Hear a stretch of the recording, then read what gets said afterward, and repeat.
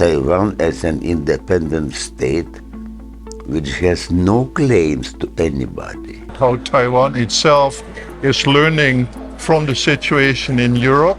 And in this preparation is involved 60 municipalities in Lithuania and 14 ministries, and let more and more people know about this beautiful country and nice people who live there. This is the story of how Lithuania became Taiwan's little big best friend.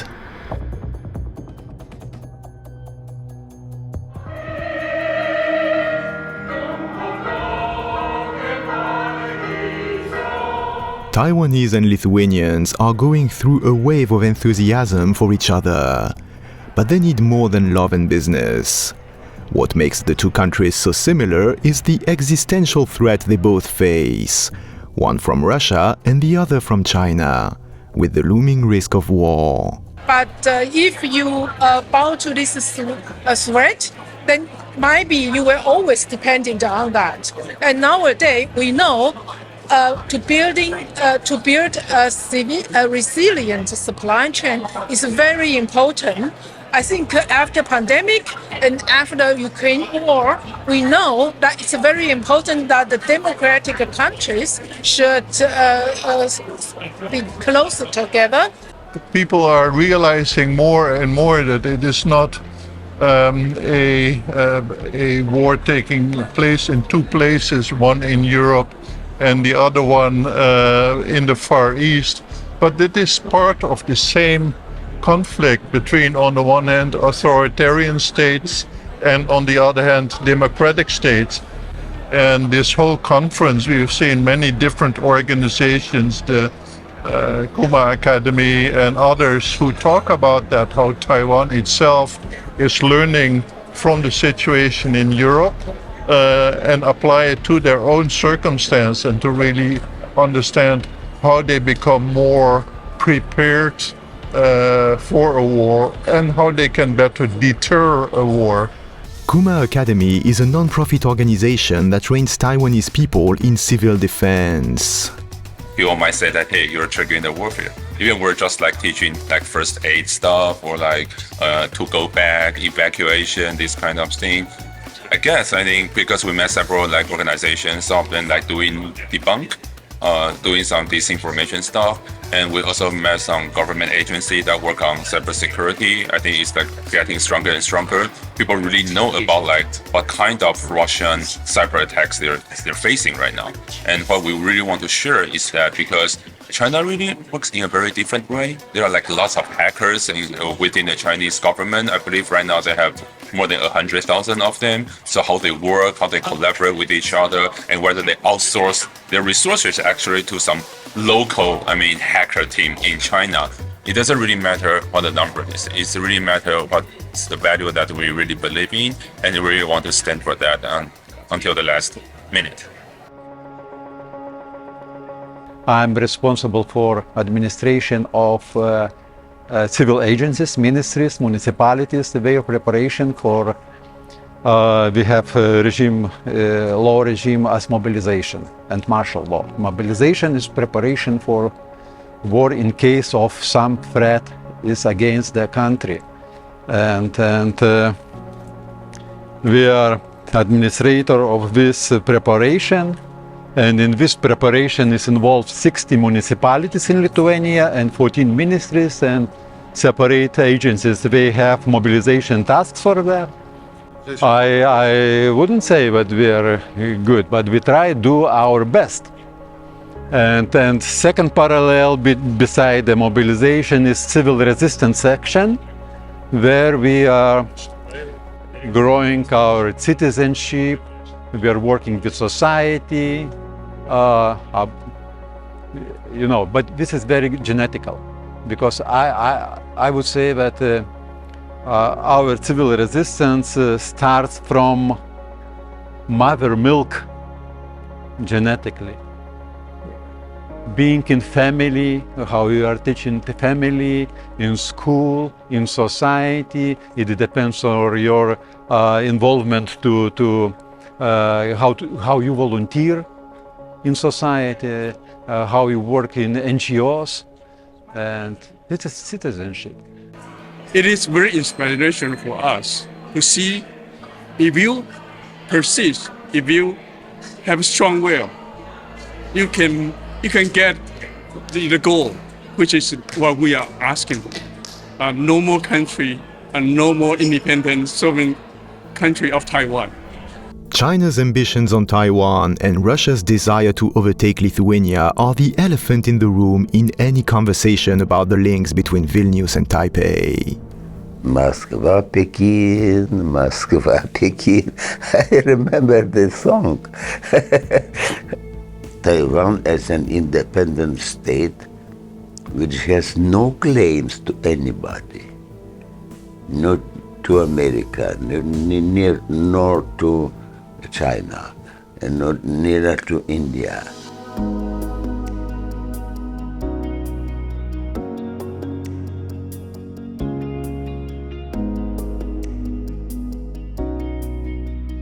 有哪些是一样的？我觉得，我先说，就是台湾的国家的情况，就是立陶宛跟台湾，一样的地方就是我们是小国家，然后旁边有大的威权国家。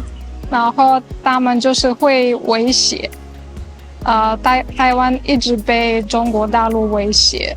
那立陶宛，虽然我们很幸运，我们是独立的国家，但是现在也是常常被俄罗斯威胁，所以这是我们的一样的地方。我们都是面对安全的问题。对，那我们都是很爱自由的，所以立陶宛人一直支持想要自由的国家，想要自己做决定的国家。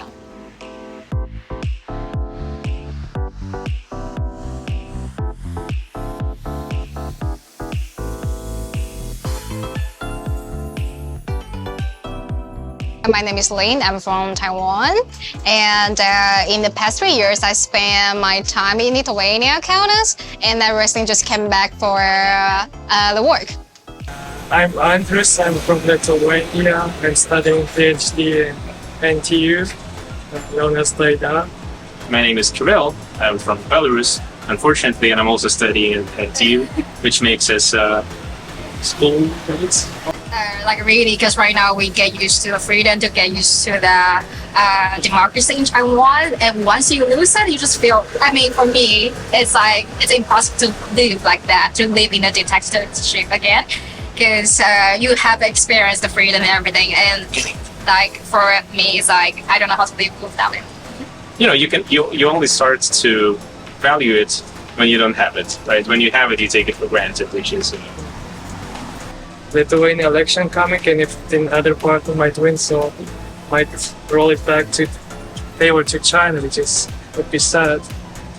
If you say to people that we are supporting Taiwanese democracy and their way of life, and we want to help them ensure that Chinese will not attack them and will not try to grab them and incorporate them the way they did with Hong Kong, as very freedom-loving people and a nation, to be the first to break off the Soviet Union, I think a lot of people would understand that. But then politicians, they began saying to people that, oh, don't worry, what we lost with China, Taiwan will completely make it up, and even more. They will start opening chip-making factories in Lithuania and these kind of, fairy tales, which did not materialize. And it's probably impossible to materialize because it's a democratic country, and government cannot just say to any company, hey, now you start buying Lithuanian goods. So there was a little bit of, well, not a little bit, but quite a lot of overpromise in that sense from the side of politicians. Taiwan and Lithuania both met with lots of success and resilience despite their small size, which raises the question of whether little countries have strong diplomatic assets. Yes, small country, any country can have an impact, right? Especially if it's democratic country and you have your voice. You can say, you have a right to say whatever you think on your mind, right? So it's very powerful. I don't think it will not last. I think it's Lithuania's position, so it's not, Lithuania is not a butterfly that, oh, we are changing our opinion today or we will change tomorrow. I think it's Lithuania is a democratic country, right? And we've been going that way steadily. So it's Lithuania's one of the goals to support democratic countries, democracy. No reasonably thinking person would think that we suddenly close the embassy of Taiwan in Lithuania. So I just think they probably, the rhetorics and some diplomatical gestures will be done if the opposing party comes to power next year towards China, trying to maybe somehow pacify this, to reopen our embassy in Beijing. But no, I don't think it could be like a 180-degree turn. It's not possible, the way I see it. So I think that's probably the most important thing, is to maintain visibility and let more and more people know about this beautiful country and nice people who live there.